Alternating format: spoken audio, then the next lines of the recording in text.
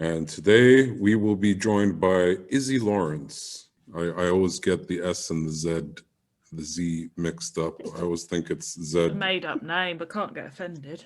I love it. I love your is that your living room is beautiful. Oh, thank you very much. It is nonsense. But yes, no, this is me. This is where I am. It's a bit messy. I have a clump of clothes there, but I'm clothed, so it's fine. I'm in a functional studio space that's being shared right now, so believe me, I understand. So you're actually over in Egypt? You sound surprised.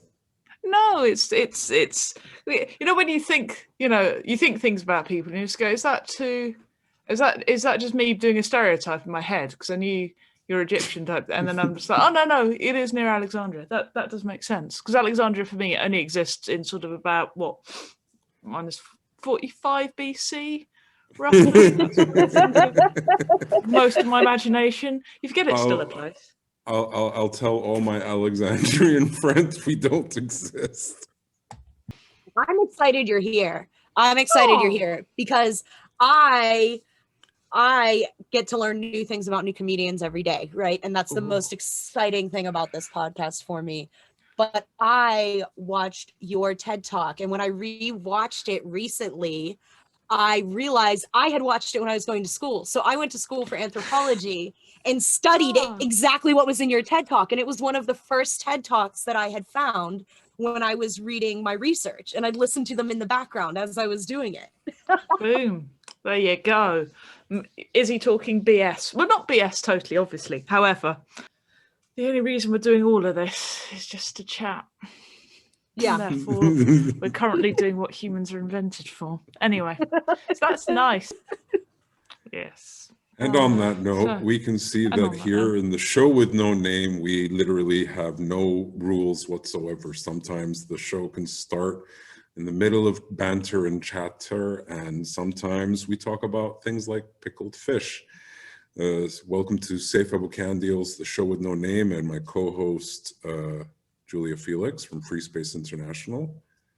Would you like to tell us or tell our guest what Free Space does?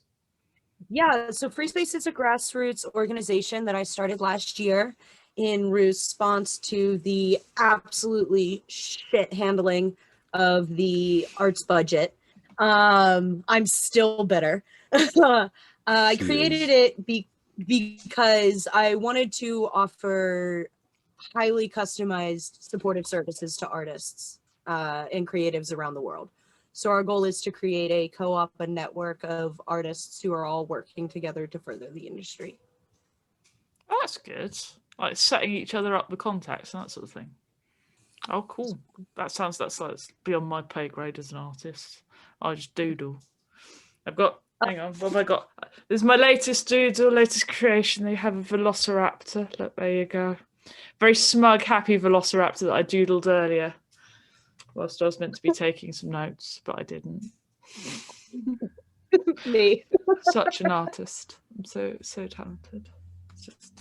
I love it. And a really bad velociraptor picture. It is a beautiful velociraptor. It is. I have a sticker on the back of my computer that says, and it's a T-Rex, and it says, "If you're happy, clap your and it's just looking really sad. And this is the thing.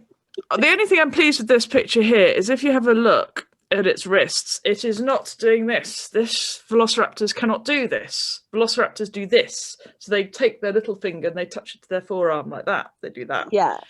Because they have, semilunate carpal in their wrist bone, which allows them to do that, which is why these arms evolved into wings, or could evolve into wings in other theropods so easily. So that is, they do this. They can judo chop, but they cannot do bunny ears. So clapping, they can clap. Yeah, they can clap, but they can't do that. Like they couldn't slap you. I've heard they're terrible at charades. Yeah, exactly. It's that sort of thing. That sort of, no. They only know how to do It's a Book.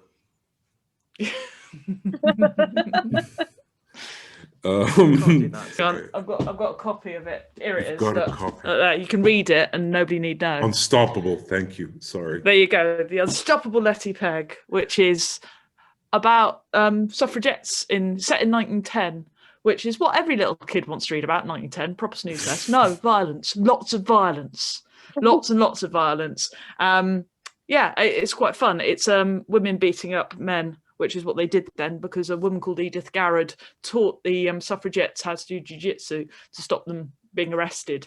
And and this is about a little girl who basically learns Jiu Jitsu with the suffragettes sneakily, and she gets into lots of scrapes and adventures. So that's it's for like 9 to 12 or 8 to 12, I think, is who it's recommended for. But I know Jitsuka suitable for all ages. I know 55-year-olds who read it and quite liked it. So, it's but there it is. It's fun, it's good, and if you want to support me, this is the best way to do it, is to buy a copy of my book and give it to a short person or just somebody who wants a fun read. It's my first book. It's like proper grown up. Look, it's not self-published. Look, somebody else paid me. Look, Bloomsbury. I know.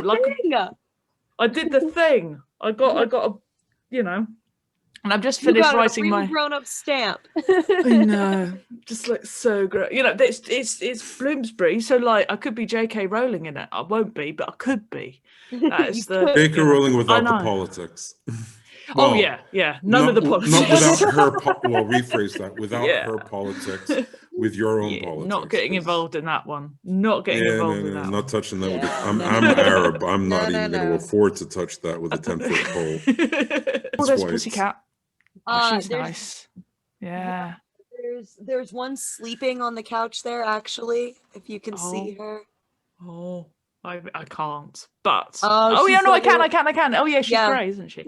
She's got little white paws here. Yeah, I have 3 of them. We've got Pain, Panic, and Tink. Vincent is the grey one, Izzy? Yeah, Vincent's the grey one, and Susan's a ginger female, which means she's got too many chromosomes. But she's fine. She's very stupid, and she's got a very long tongue, which she can like lick her own eye. It's revolting, but it's so weird.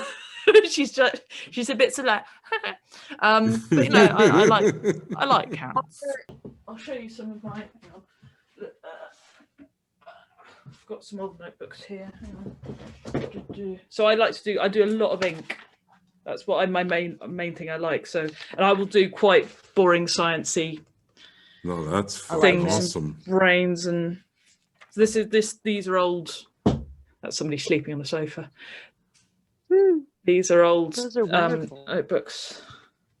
I prefer oil. I can tell this is going to be a fun. Oil paints. I can tell this is going to be a fun part of the podcast where I know it's going to be a lovely listen, isn't it? This will be the part which will be listeners. There will be a video coming soon on YouTube. Yeah, it's weird what you do, but I honestly really like Simple Black Lines a lot. I can relate. That's actually that's a set. So that's a show that I've written that way. And that way I got bored, and so I did Godzilla fighting King Kong. Oh, wow, that is amazing. So comedy, art, on the same thing. That is fucking amazing.